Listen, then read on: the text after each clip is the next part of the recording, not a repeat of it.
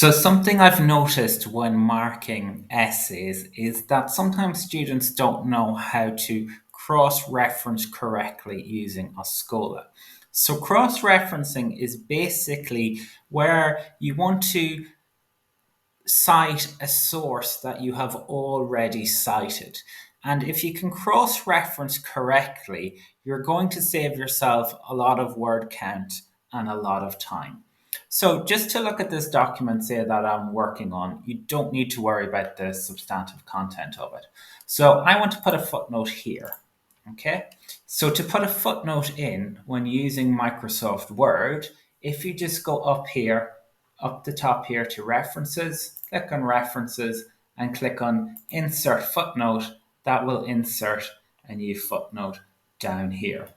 An alternative, quicker, kind of shortcut way that you can do it as well is if you just press Control, Alt, and F, and that will give you your shortcut and your footnote and we'll insert it as well. So Control, Alt, and F is another way of doing it.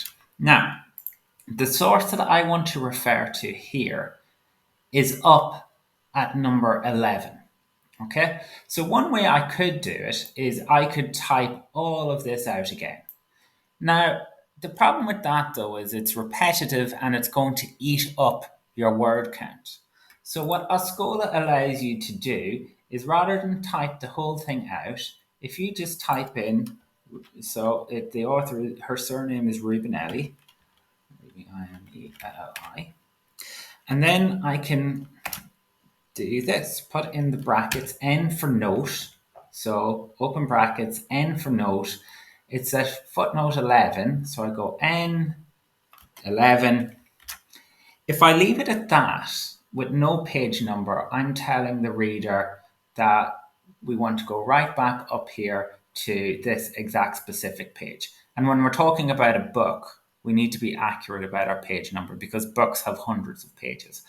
In this instance, I actually want to refer the reader to actually what Rubinelli has written at page 60, not at page 34. So I just follow this up here and I put in 64 like this. Now, that's one way of doing it. The problem with me manually typing in the 11 here, however, is let's say when I'm rereading and I'm recorrecting my work and I decide that I need a footnote up here now. Okay, so further up in the document. Okay, if we look now at Rubinelli, she's now at footnote 12. So if I come back now to this document, I'll see that this footnote is now out of, it's not correct. So I'm going to have to come along and manually change it to 12. Now, that mightn't seem like much, but if you're talking about quite a large piece of work, you having to physically manually change all those numbers, it's going to be an absolute pain. And it might even put you off changing things. And that's always a bad thing. Okay. So fortunately, Microsoft Word has a handy, quick way in which you can do this correctly. So what you can do is rather than type in the number, if you go up here and click on this cross reference, okay, and if you click it here, a window pops up and that window will give you the option. You can choose your reference type. You can cross-reference to different either footnotes or endnotes or equations. I want to cross-reference to a footnote. A window then pops up that I can refer to, and I want to cross-reference to Rubinelli here. And if I click on highlight Rubinelli and then click insert, you'll see then that that it's populated the footnote with number 12. Now, the advantage of that is if I come back up here now and I suddenly decide that actually I don't want a footnote here anymore at number 10, if I just delete that footnote.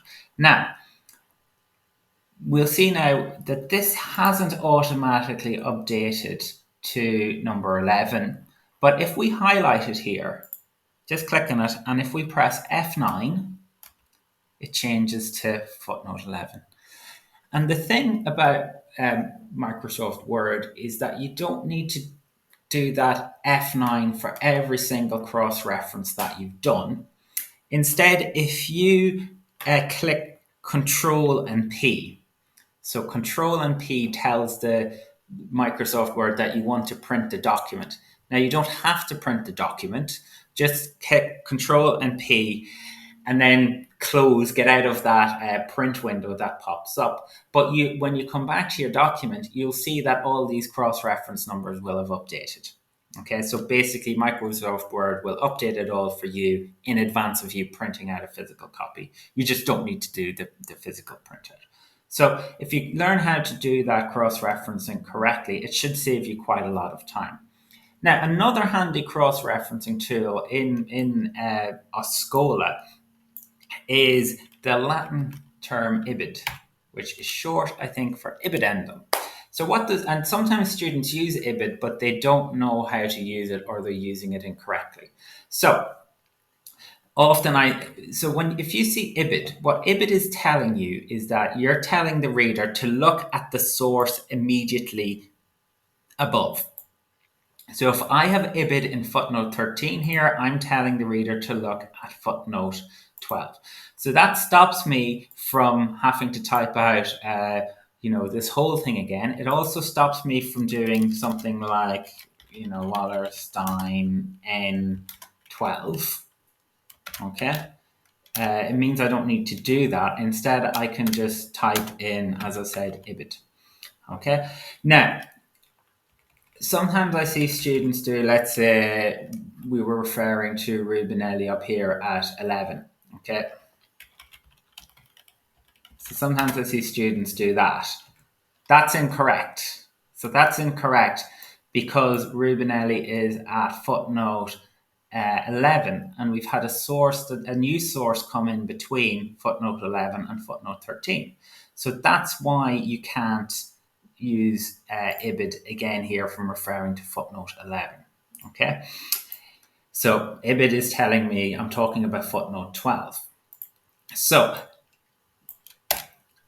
if I leave it at ibid, I'm telling the reader I'm referring to this source, but also to this specific page.